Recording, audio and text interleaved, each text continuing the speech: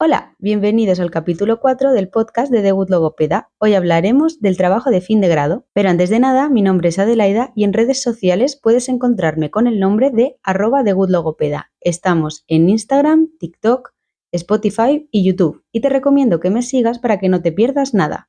El TFG o trabajo de fin de máster sería el proyecto final que tienes que realizar para poder acabar tus estudios superiores, es decir, para que te den oficialmente la titulación. La extensión del mismo varía y yo voy a hablar desde mi experiencia en la Universidad Complutense de Madrid. Para poneros en contexto, ya en tercero de carrera tienes que empezar a coger un itinerario que finalmente, cuando vayas a realizar tu trabajo de fin de grado, va a orientar bastante la toma de decisión en cuanto al tema. Yo en mi caso cogí la rama de voz y audición. Y en esta rama, una de las asignaturas que había estaba enfocada a pacientes con laringectomía total, que para quien no lo sepa, una laringectomía total es la extirpación de la laringe, es decir, sobre todo en pacientes oncológicos con cáncer de cabeza y o cuello, pues que evidentemente el tumor esté en una de estas zonas que forman la laringe, pues por la extensión del mismo se extirpa toda la estructura y pues teniendo en cuenta que es en la laringe donde tenemos las cuerdas vocales, lo cual nos permite fonar y hablar,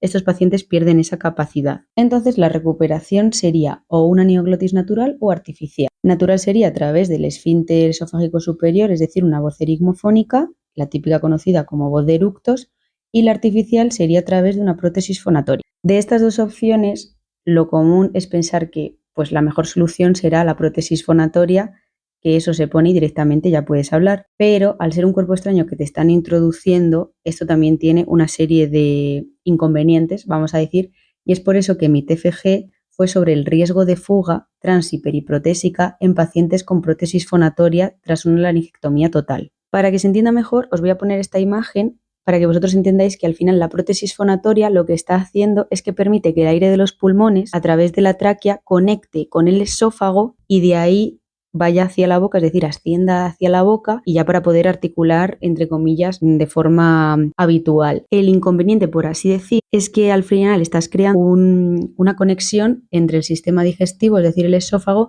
y el sistema respiratorio, la tráquea. Entonces, ocurre o puede suceder que debido a que se tiene que formar una fístula, es decir, un agujero que conecte el sistema digestivo con el sistema respiratorio, si el tamaño de la fístula se ha dilatado o es más grande que el de la prótesis, se pueden producir intercambios del esófago, es decir, de lo que estás comiendo, hacia las vías respiratorias. Y eso serían las fugas periprotésicas, es decir, alrededor de la prótesis. Porque, por así decir, y para daros una imagen mental de a lo que me refiero, la prótesis estaría como bailando, porque el agujero que se ha formado no llega a compactar para poder ajustar esa prótesis. Por otra parte, si es la prótesis en sí la que tiene un problema, pues que esté defectuosa, que esté un poco vieja, lo que sea, lo que se pueden dar son fugas transprotésicas, es decir, que es a través de la propia prótesis donde se está produciendo este intercambio de sustancias que no se tendría que dar, ya que al final la prótesis es un mecanismo valvular unidireccional, es decir, solo deja que el aire atraviese de la tráquea al esófago, pero no a la inversa. Ahora, antes de continuar con mi trabajo, ¿cómo llegamos hasta la idea de qué tema queremos hacer nuestro TFG? Yo en mi caso, como ya os he comentado, fue bastante fácil porque esta asignatura me interesó mucho y quise indagar más sobre el tema de las prótesis fonatorias, su funcionamiento, riesgos que habían, y aunque es verdad que podéis ir a cualquier profesor con el que tengáis un poco de confianza y preguntarle, oye, ¿de qué tema pues estaría interesante hacerlo? O que os den eso, una inspiración, yo sí os recomiendo que algún apartado de alguna asignatura que sí que os interese, que lo hagáis sobre ello, porque al final, no por la parte de búsqueda bibliográfica, que eso al final depende de otras cuestiones, sino más por la parte de la redacción y a la hora de exponerlo cuando tengáis que hacer vuestra presentación ante el tribunal, os va a ser mucho más sencillo, porque al final eso es un tema que os está interesando y que lo vais a dominar.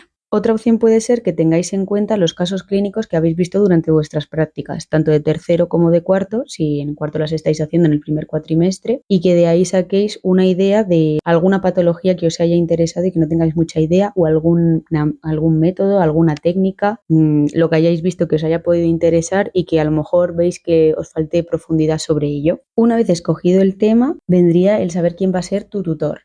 Yo para su elección tendría en cuenta cómo han sido mis clases con los profesores, porque al final los que nos han dado clases son los que luego van a poder ser tutores. Si hay un profesor que os ha gustado mucho cómo explicaba, que os ha parecido muy accesible, que os ha respondido muy rápido a los correos, coged a ese.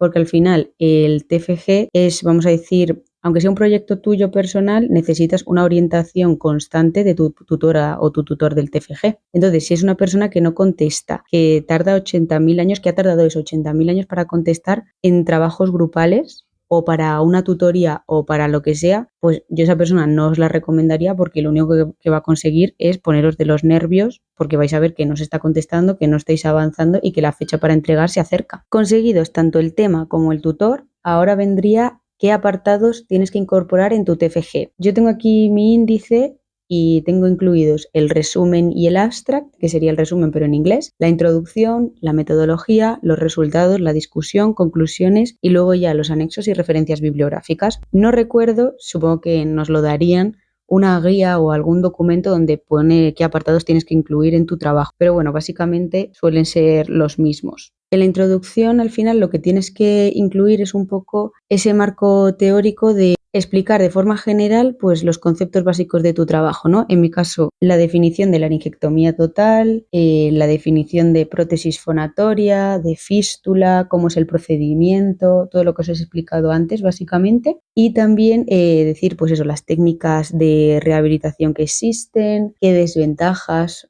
para poder empezar a introducir, en mi caso, los tipos de fugas, hablar un poco de probabilidad, incidencias de que sucedan, dar un poco como los datos más generales, que eso, que te introduzcan, valga la redundancia, en el tema que vas a tratar. Ahora, la metodología sería toda la parte sistemática de búsqueda bibliográfica, es decir, aquí tendrías que incluir operadores booleanos, redes, revistas, páginas web, de los lugares de donde has sacado toda tu información y tus artículos científicos. ¿Cómo ha sido el proceso? Me lo invento. Las combinaciones empleadas para realizar el trabajo han sido esta palabra y esta palabra, y los operadores booleanos, que son los términos que utilizas para conectar esas ideas que quieres buscar. Por ejemplo, ¿no? El más frecuente, and, y en inglés escrito AND, pues ese sería el operador booleano que he utilizado y me han salido 300 artículos, por ejemplo.